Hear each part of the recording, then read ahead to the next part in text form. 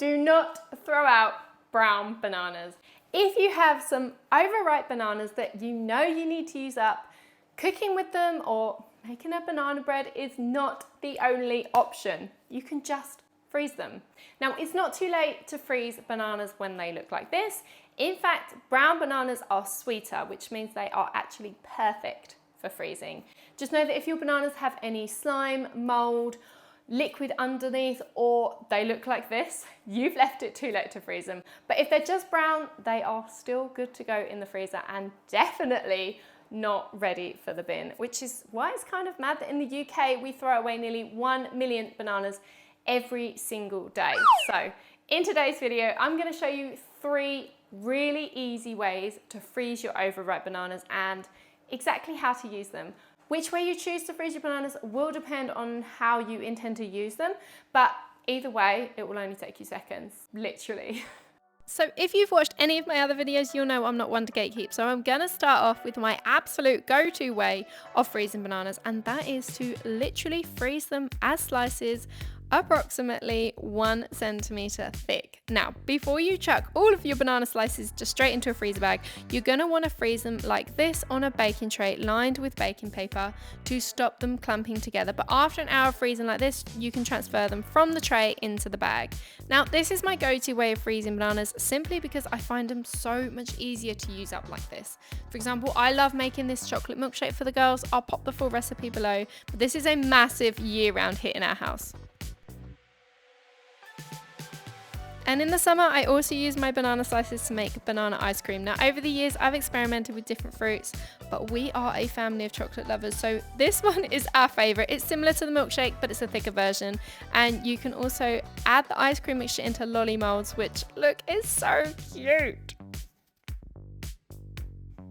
Anyway, as if that wasn't enough to tempt you, I also make this chocolate pudding. Again, chocolate, but basically we add a whole banana or a handful of frozen slices, 1 avocado, 1 tablespoon of hot chocolate powder, a few spoonfuls of yogurt, and it makes the most amazing pudding. My girls don't need any convincing to eat this when I make it, but add a few sprinkles on top and yeah, safe to say they're sold.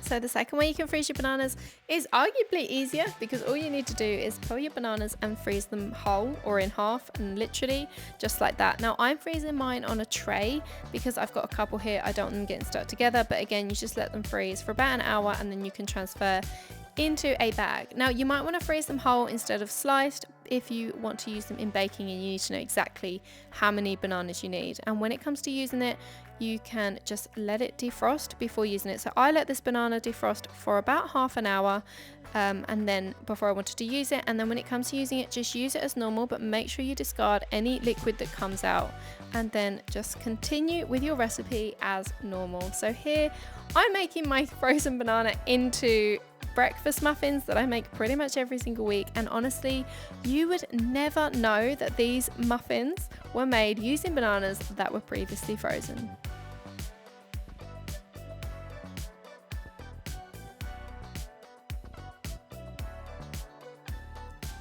And last but definitely not least, this one takes a little bit more effort, but it's still really easy and it's perfect for snack time. So all you need to do is line a baking tray with baking paper and then peel and slice your bananas as you would in the first way, but then arrange them into clusters. Now, before popping them into the freezer, top each cluster with a spoonful of peanut butter, just like that, and then freeze them for about 20 minutes. Once that 20 minutes is up, just before you get them out the freezer, melt some chocolate. So here's about 50 grams of chocolate for the amount of bananas I have. And then take your clusters out of the freezer and top them with the melted chocolate. But do not forget to add a crack of salt onto the top of each one before the chocolate freezes up, because it will freeze really quickly once it goes onto the frozen bananas. And there you go, a perfectly healthy snack. If you want to know what other foods you can freeze, or more importantly, the best way to freeze foods and how to actually use them afterwards, then make sure you check out my freezer guide, which I'll link below. But in the meantime, if you found this video useful, please give it a thumbs up and don't forget to subscribe to my channel because every week I post new videos, sometimes more, but for practical ways to help you in the kitchen so you're saving food, saving money and having easier meal times.